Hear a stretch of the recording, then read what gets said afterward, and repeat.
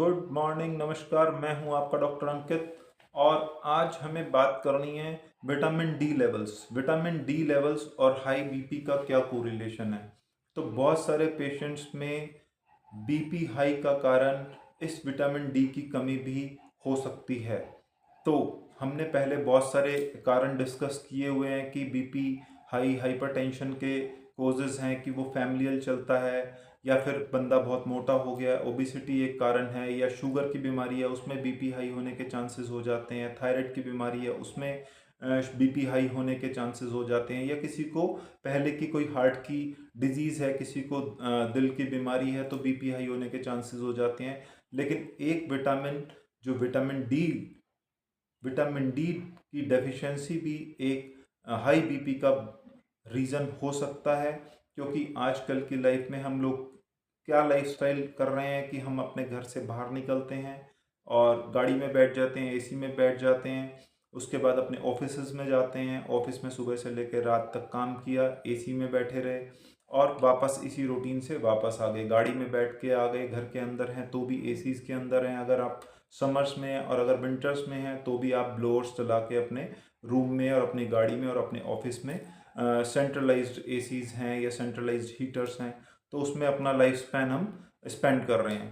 तो एक्चुअली हो क्या रहा है कि विटामिन डी डेफिशिएंसी बहुत ज़्यादा कॉमन हो गई है, विटामिन डी के लेवल्स बहुत ज़्यादा पेशेंट्स में रिड्यूस हो गए हैं और विटामिन डी की डेफिशिएंसी भी एक रीजन है जो बीपी हाई का कारण हो सकता है।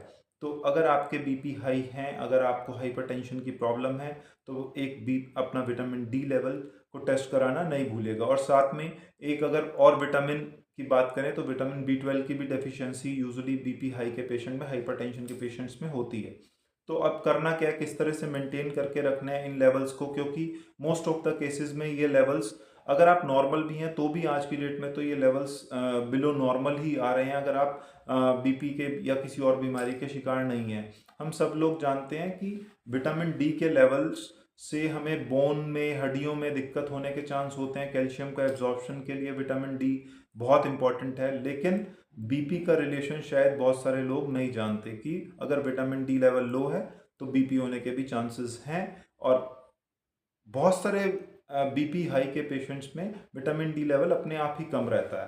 तो हमें बेसिकली मेंटेन करने के लिए क्या करना है, सनलाइट में होता है सब जानते हैं, और विटामिन डी का सबसे अच्छा सोर्स है सनलाइट। जब भी धूप हो तो थोड़ा सा धूप की किरणें ली, बाहर एक्सपोजर लिया, तो हमारा विटामिन डी हमारी बॉडी अपने आप बनाती है। उससे भी अगर कंट्रोल नहीं हो रहा है तो हमारे 60,000 IU के सैकेट भी आते हैं, गोली भी आती हैं विटामिन डी की, जो वंस वीकली प्रेस्क्राइब की जाती है, एक हफ्ते में एक बार ले लो और वो उसके सप्लीमेंट्स का यूज़ कर सकते हैं।